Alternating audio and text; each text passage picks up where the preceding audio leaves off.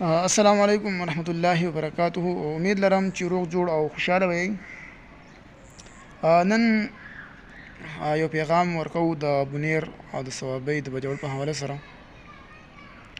چې موږ له په بونیر باجوړ او د صوابۍ په دې باندې موږ له سیاست کول نه دي پکار.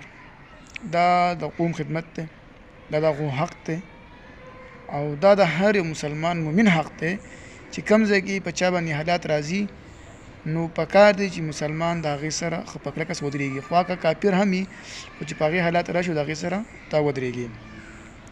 نو زموږ په خلکو کې مصیبت او لانجه او غټ غم دا دی چې موږ د هغوی سره د خدمت په ځای باندې د هغې تعاون په ځای باندې چې کومه دی سیاست کوو. اوس که د پارټۍ سړی راغی هغه خپل سیاست بازي کوي، که د بلې پارټۍ راغی هغه خپله سیاست بازي کوي، بیا د بلې پارټۍ خپله سیاست بازي کوي. بیا به بعضې داسې هم وشي چې په دغه ځای کې چې کومه دی مثال څوک سامان وغیره راولېږي نو بیا چند کسان ناشي او په هغې باندې د اریامین ګنډاپور یا د بل چا څه تصویر پکچر ولګوي. نو په پردو غولو باندې بوی کول دا ډېره بې مناسبه خبره ده که نه. دا خبره د کولو نه ده، خو دپاره مو که هرې پارټۍ والی خو چې داسې کار کوي دا ډېر غلط کار دی چې ته راځه او کړ بلي او بوی پې تږې که نه، نو دا شی خوند نه کوي.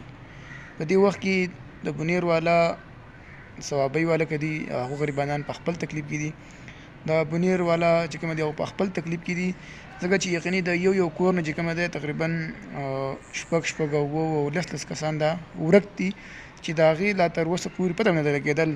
خلک په خپل غمونو کې ډوب دي، خلک په خپل دردونو کې ډوب دي، خلک هلته خوراک سخت نه دي جوړ چې یاره بس سړی وګیری دا به څه وخوري څه وڅکي. یقیني دا ډېر ګران کار دی، هر یو کس په خپل ځان باندې راولي یاره ستا په کور کې یو ماشوم یا یو لوی کس مړ شي، ستا په هغه ټایم خوراک تړلی کېږي، یاره ته به خوراک وکړي هرګز ستا مخې ته پروت دي.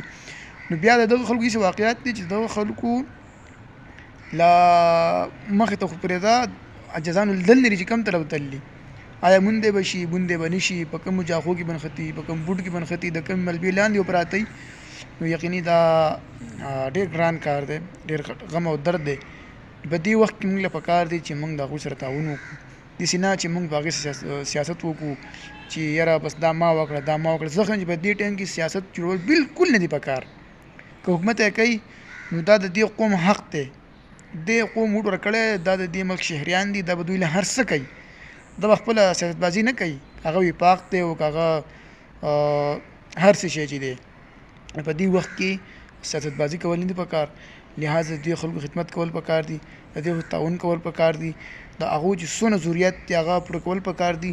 خصوصا زموږ د عوامو دپاره که دا ډېر ضرورت دی نو مهرباني وکئ که ویډیو خوښه شوي لایک یې کوئ او شیر یې کوئ او د خپل رای اظهار په کمنټ کې وکئ، ځکه چې دا کوم څه چې اورېدلی کېږي او وینو نو دا ډېر زیات ظلم زیاتی دی. نو موږ له د خدمت کولو موږ لاره کړله نو پکار چې موږ ښه خدمت وکړو.